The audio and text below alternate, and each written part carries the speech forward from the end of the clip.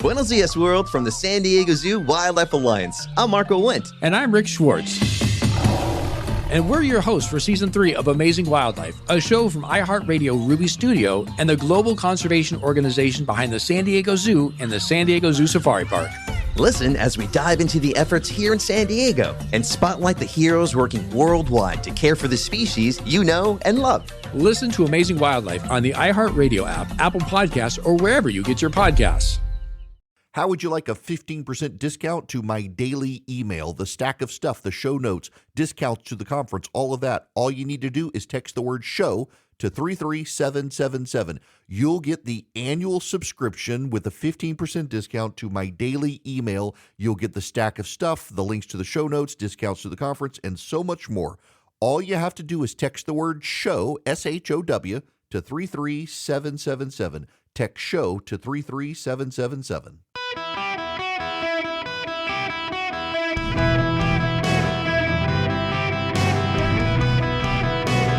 Welcome to the Eric Erickson Show podcast, Hour 2.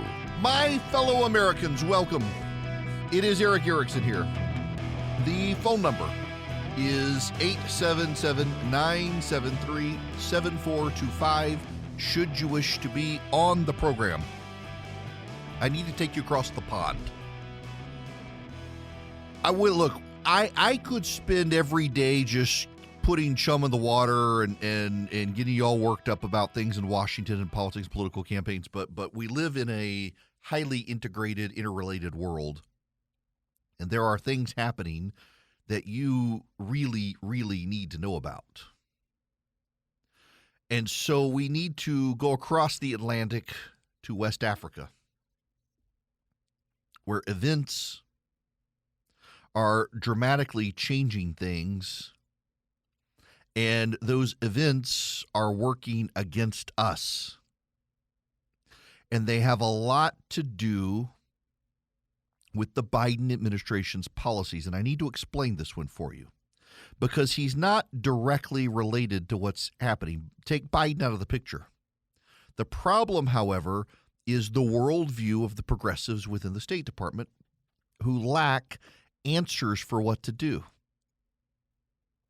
When you're a progressive and you have a progressive worldview, your view is that the United States should not be the leader of the world because we got there through colonialism, and colonialism and white supremacy are bad, and the United States is at the forefront of it, so we need to step back and take a hands-off approach.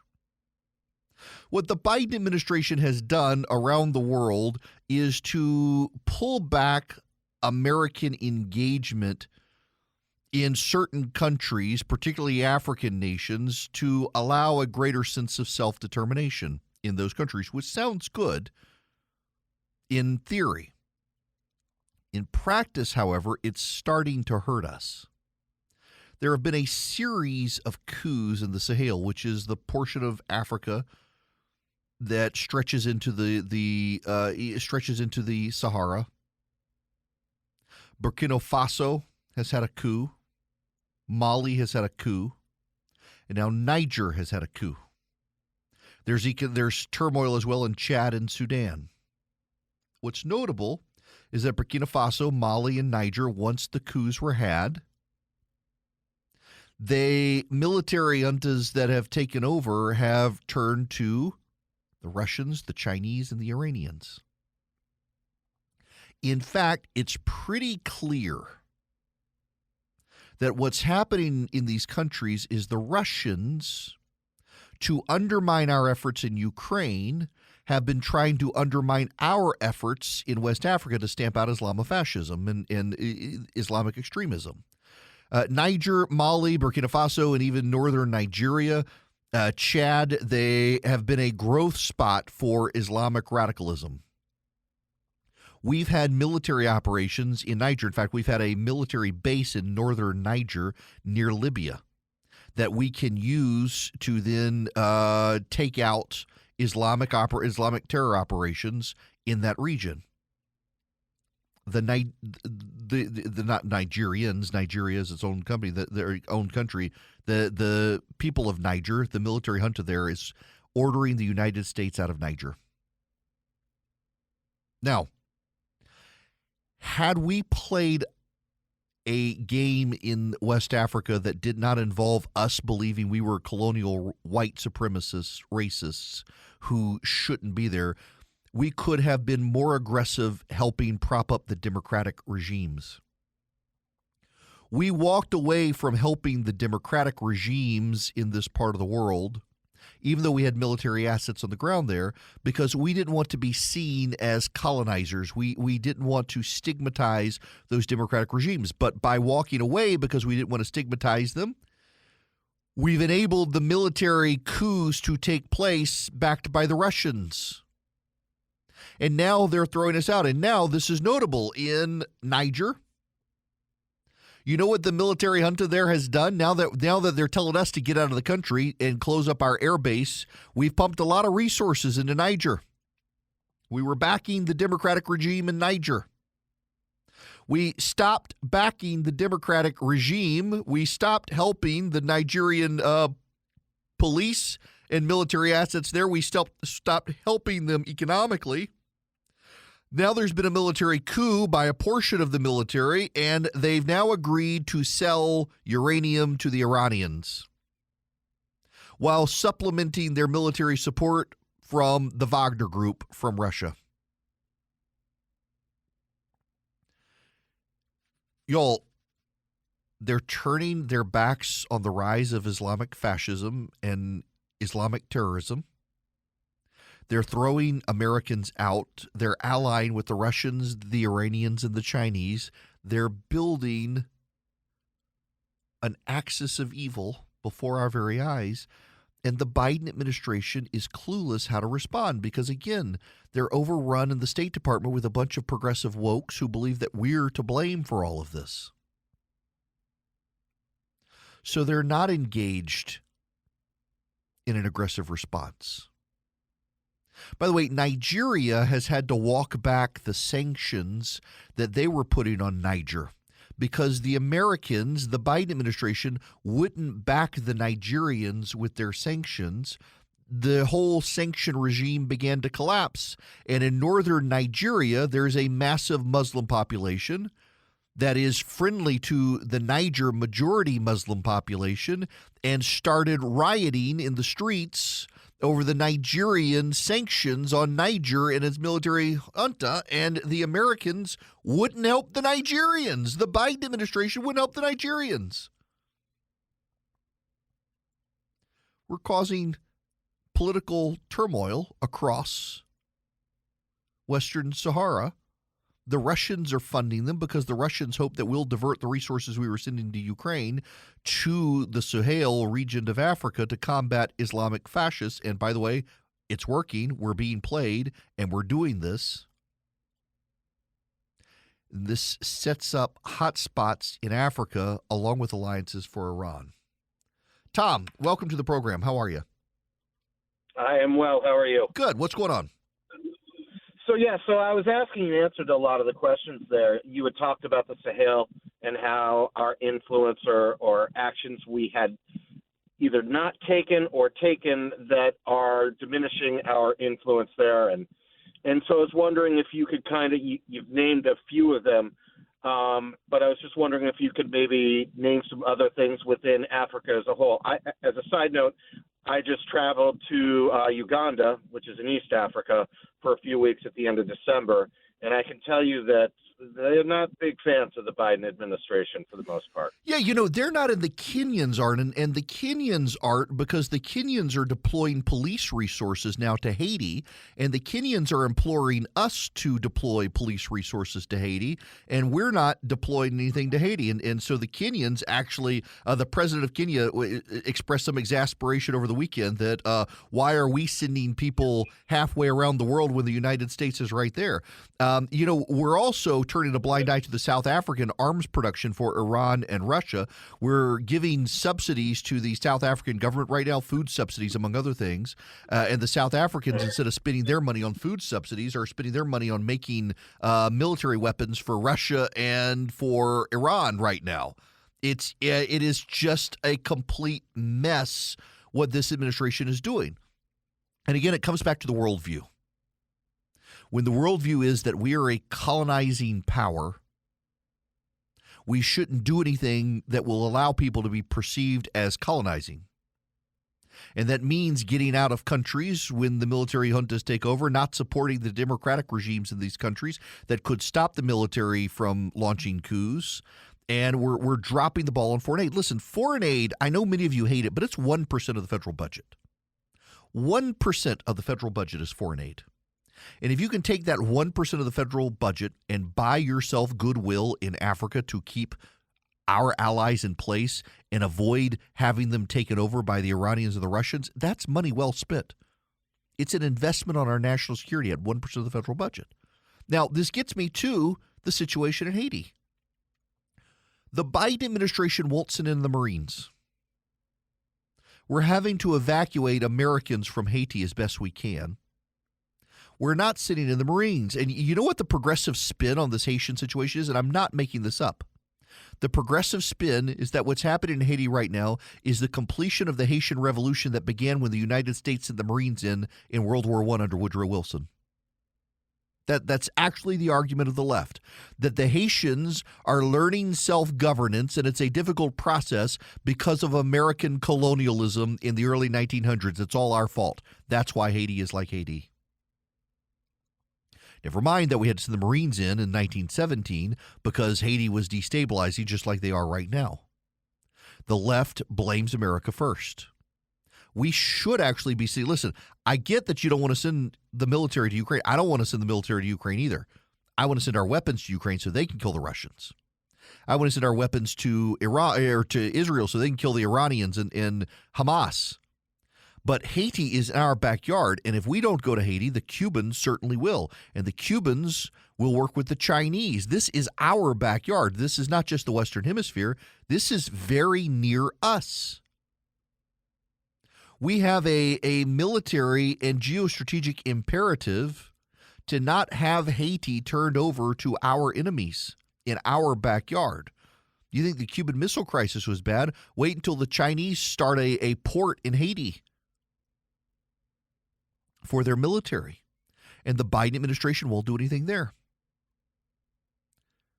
For all of the rhetoric about Donald Trump and the chaos he would bring, none of this chaos existed when he was president. I was watching Amanda Carpenter and Mike Gonzalez debate each other on TV this weekend. So Amanda Carpenter used to work for Jim DeMint. She really hates Donald Trump. She was a personality on CNN. I don't know if she's still there anymore. As a paid contributor from the right who hates Donald Trump. Mike Gonzalez, a friend of mine from the Heritage Foundation, they were arguing over about Donald Trump and what chaos Donald Trump would bring if he came back to the White House. And Mike Gonzalez's response was very straightforward, that there's chaos right now. The chaos is from the Biden administration. There was not a war in Ukraine when Trump was president. There was not a war in Israel when Trump was president. There was not chaos in the Red Sea when Trump was president. We didn't have a series of military coups orchestrated by the Russians and Iranians in West Africa when Trump was president. We didn't have the collapse of Haiti when Trump was president. When Trump was president, we did not have these things. Say what you will about Donald Trump, but I think Vladimir Putin put his finger on it, that Joe Biden is an old-school American who's predictable in his actions. Donald Trump's a wild card, and people were scared of that instability when Donald Trump was president. And that instability from Donald Trump brought stability to the world because it was unpredictable what he might do. I have vast concerns about Donald Trump and the presidency. I have vast concerns about his character. But you cannot deny that the situations we're in right now globally did not exist when he was president because his unpredictability made the rest of the world predictable. The world doesn't like unpredictability. Biden is so predictable, it's caused instability in the world because he's so predictable, our enemies know they can play him. Donald Trump's so unpredictable, it forced stability into the world because our enemies did not know how he would respond in a given situation. And that stuff matters. The fact that this administration will not seriously engage in Haiti because they're afraid of being accused of colonialism tells you everything you need to know. We are less safe because of progressive wokeness within this administration. Buenos dias, world, from the San Diego Zoo Wildlife Alliance. I'm Marco Wendt. And I'm Rick Schwartz. And we're your hosts for Season 3 of Amazing Wildlife, a show from iHeartRadio Ruby Studio and the global conservation organization behind the San Diego Zoo and the San Diego Zoo Safari Park. Listen as we dive into the efforts here in San Diego and spotlight the heroes working worldwide to care for the species you know and love. Listen to Amazing Wildlife on the iHeartRadio app, Apple Podcasts, or wherever you get your podcasts. Okay.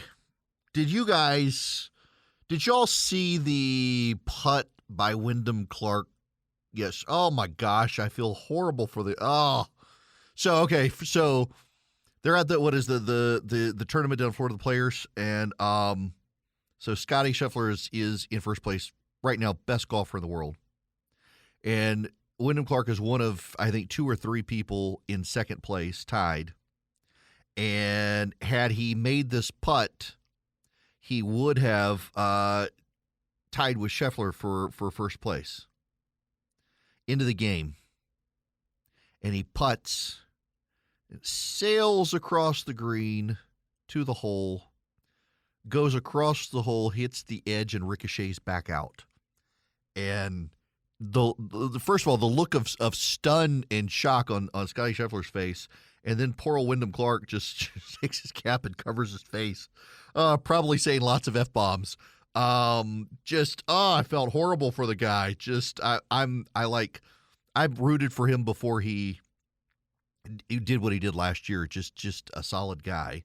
And oh my gosh, what a painful thing to see. But Scottie's just, y'all. I admit I've hit midlife.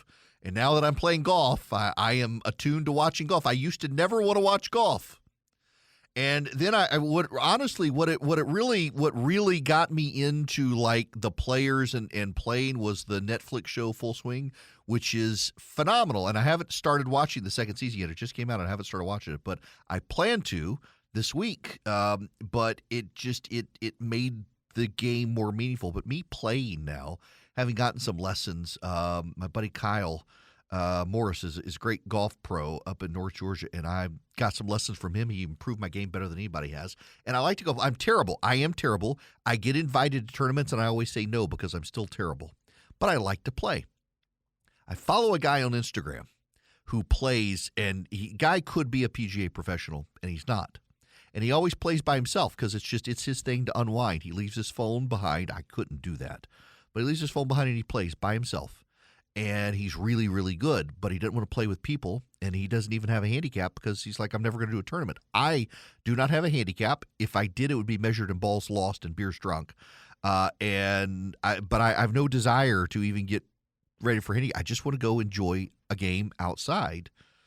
But I have now found this love of watching these people play golf because I know how hard it is to see these masterful shots is impressive. But poor old Wyndham Clark in that putt, it was just heartbreaking to see that. Now, we got to move on. Americans for Prosperity has bought Bidenomics.com. This gives you a sense of the incompetence of the Biden campaign. If there's a post-mortem on Biden's loss in November, part of it is going to be this website, Bidenomics.com.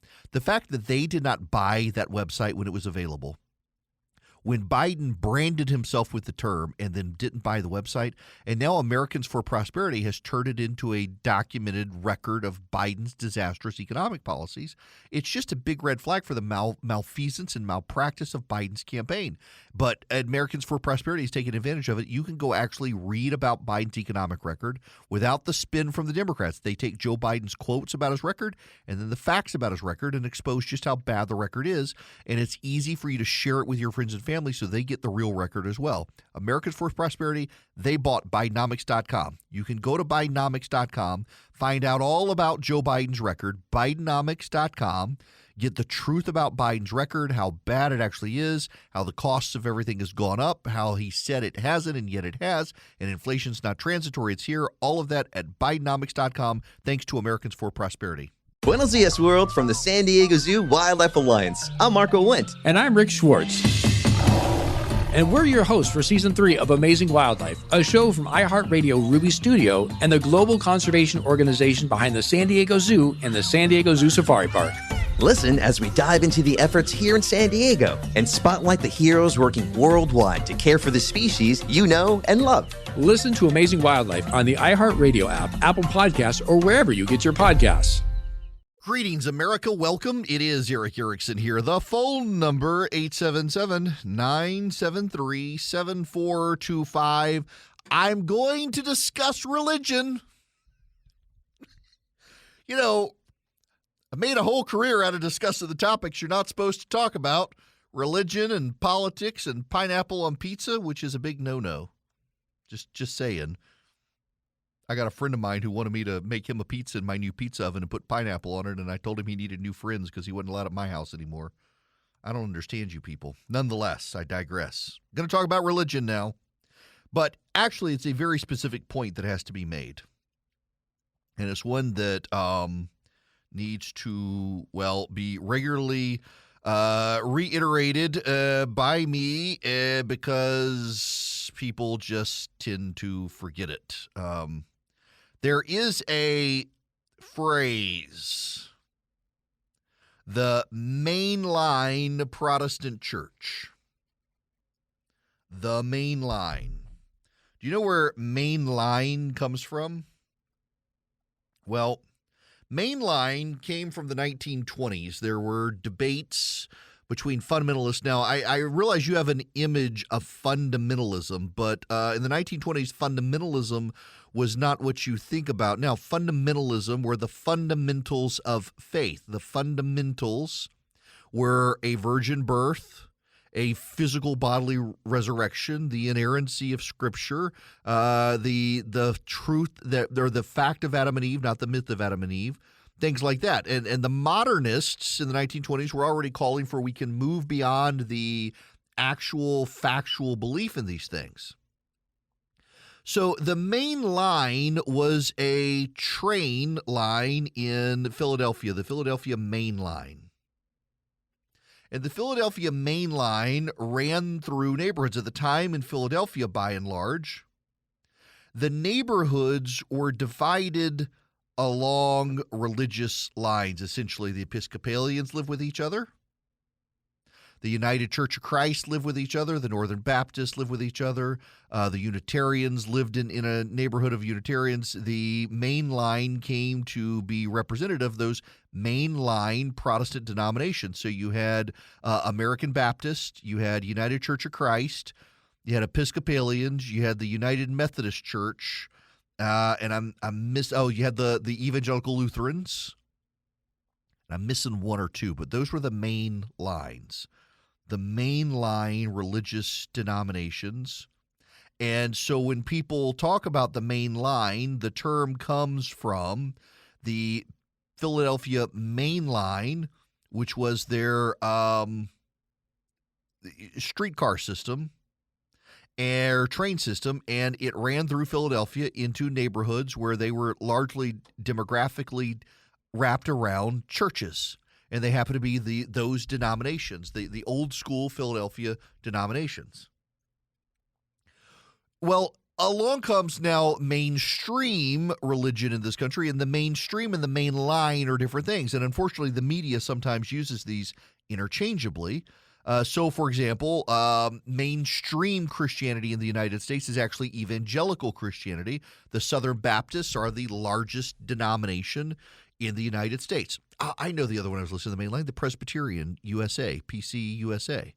In the 1920s, it was just the Presbyterian Church. They were considered mainline. Well, now you have like this break. I'm in the PCA, the Presbyterian Church in America, which is the evangelical split from the PC USA. Now, some of this is semantics and stuff you don't have to worry about, but I bring all of this up because one of the people who writes about religion in America fairly regularly is Ruth Graham of the New York Times.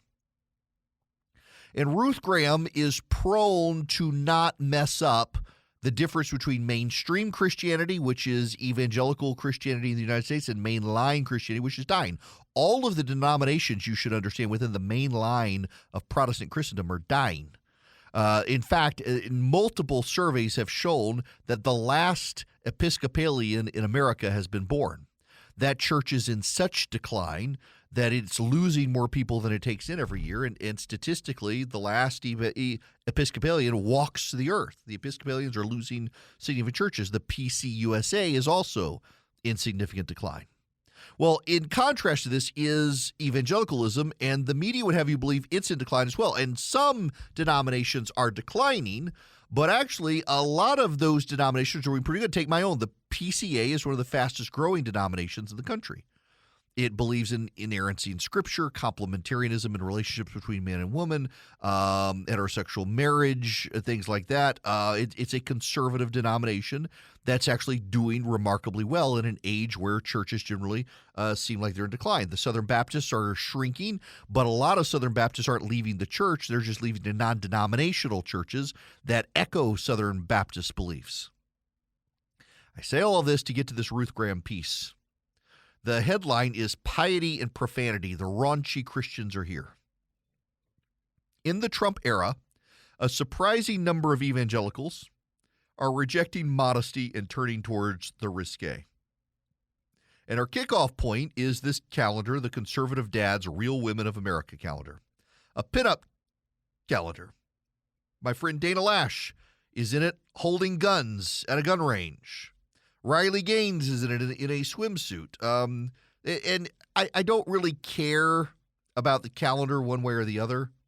My friend Allie Beth Stuckey called it soft porn targeted towards married men. There is undoubtedly some variety of vulgarity that's creeping into people who consider themselves of faith. But I would note this again, and this is where the media completely misunderstands the patterns and practice of religion in America today.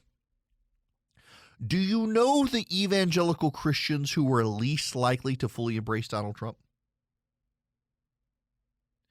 Which group of evangelical Christians were least likely to embrace Donald Trump? It's not what you're thinking.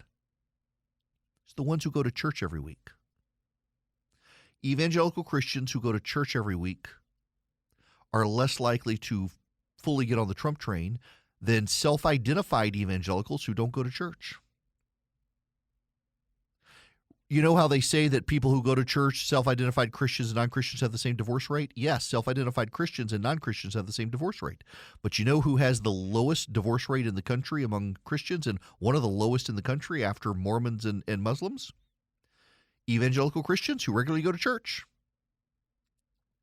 You know the families who have the most stable, productive kids in America? Evangelical Christians who regularly go to church. If you're going to church regularly, you tend to have more stable families, more stable marriages, and you're less prone to swap politics and faith. So there's this story about the increase in politics and vulgarism, and cited in the piece is Christine Dumez, a historian who studies evangelicalism and masculinity. And you know what she cites? As with so many things with Trump, it's a longer history, but he also changed the game. She cites gleefully combative talk radio of the 1990s as a touchstone in the coarsening of evangelical mores. The shift is perhaps most visible in politics. Representative Lauren Boebert, who has called for an end to the separation of church and state, was caught on a security camera at a theater in September vaping and groping her date. Then there's Marjorie Taylor Greene, who's embraced the label of Christian nationalist, who drops vulgarities. And Nancy Mace, a Republican representative of South Carolina who joked about premarital sex and habitation at a Christian prayer breakfast. By the way, as an aside, I think it's notable that the three people noted are women. Oh, there's a theological point there to be made, but I'm not discussing theology today. I'm just discussing the media's completely screwing up of how they interpret these things. Here's the thing. Oh, and they also cite Jerry Falwell Jr., who, if anyone knows about Jerry Falwell Jr. is not actually a like regular engaged in church sort of evangelical believer. Now, they do cite Doug Wilson, who uses vulgarity and insults and stuff. But he's kind of the exception to the rule. Now, all of this is to say here, What the media continues to do is rely on people who hate evangelicalism to define evangelicalism. Let me just read for you the last two paragraphs of this New York Times piece. The partial embrace of vulgarity, Dr. Dumez points out, is happening in a moment of deep conservative outrage and often visceral disgust at the rising rates of non-traditional gender and sexual identities, particularly among young people. In that context, an indulgence in heterosexual lust, even if in poor taste, becomes seen as not just benign, but maybe even healthy and noble. Part of the reason transgender identities are considered a threat is that they blur gender differences, Dr. Dumez said. Against that backdrop, it's a wholesome thing for a boy to be lusting after a very sexy woman. Now, you should know that this woman wrote a book called it's like something about Christianity and John Wayne. And it gets a great deal of the evangelical story of the United States wrong, including suggesting that the idea of complementarianism, that is, that men are the head of the household and women complement the role of men, they're not equal in the house. That's a long-held Christian belief, even outside evangelicalism. She claims it came about in like the 1950s and 60s in the United States. And so here she is saying that part of the reason transgender identities are considered a threat is they blur gender differences. No, the reason transgenderism is considered not a threat but an abomination to a lot of Christians is because God created male and female in the very first chapter of the very first book of the Bible. And along comes man and says, actually, we know better, and boys can become girls and girls can become boys, and if you don't like it, you're a bigot and you need to be punished. That's the problem here. But you wouldn't get this from the New York Times. There's this very gorilla in the mist sort of vibe from so much of the media, and I'm kind of surprised about this from Ruth Graham at the New York Times, who does tend to report on religion and tends to have her finger on it. But when you rely on people who hate Christianity, and I think Dumez does hate evangelical Christianity in particular, authentic Christianity. I mean, she's come out on she's to the left on pretty much every issue. To rely on the left-wing critics to educate does a disservice to what otherwise could be a new story. I think there is something to be said about people like Nancy Mace, Lauren Boebert, and Marjorie Taylor Greene being very brash and vulgar women who claim to be of faith. I think there's something to be said there about people embracing identities that are not authentic. I myself have used bad words. In fact, you go play golf with me, you're going to hear a lot of them, I guarantee you. But there is a difference, I think, between that and the regular embrace of the vulgar, the profane by some of these politicians. And by the way, I don't think it's a coincidence that it is women who are doing it, who are trying to be embraced in a world of shock jocks, so to speak. They're trying to up the ante to be embraced and to fundraise and to make a name for themselves and to be notable in their behaviors, to stand out among the field. That they try to weave Christianity into it. I think, well, they're going to be held accountable one day for that. But the New York Times does this whole story trying to explain this, and they get everything wrong. Now, I realize you're listening to Erickson. They do it all the time. But here's the point here. This is a group of people who pride themselves on taking on disinformation and misinformation, who regularly engage in it, and they lack the arrogance, or they lack the humility, rather. They're too full of arrogance to recognize they're getting it wrong, and they're misleading multiple thousands of other people in getting it wrong. And what they're doing to the right is what they do to the left, and they conform to their own prejudices and their own voices who make them comfortable in their prejudices. And so you come away less informed than more informed. And occasionally it does need to be pointed out by someone like me, who has a platform where I know my listeners, however much you lean right, I got a lot of listeners who tune in to find out what conservatives are saying. And these people read the New York Times, and they need to know, if you read a piece like this by Ruth Graham, who quotes extensively Dumez, you come away more ignorant of what's happening with Christianity in this country. You come away less informed. And you come away with an impression of a people of faith that's not authentic and is, in fact, the minority, not the majority. It's not just offensive, it's deeply ill-informed and malicious, I think, ultimately, in how this is framed.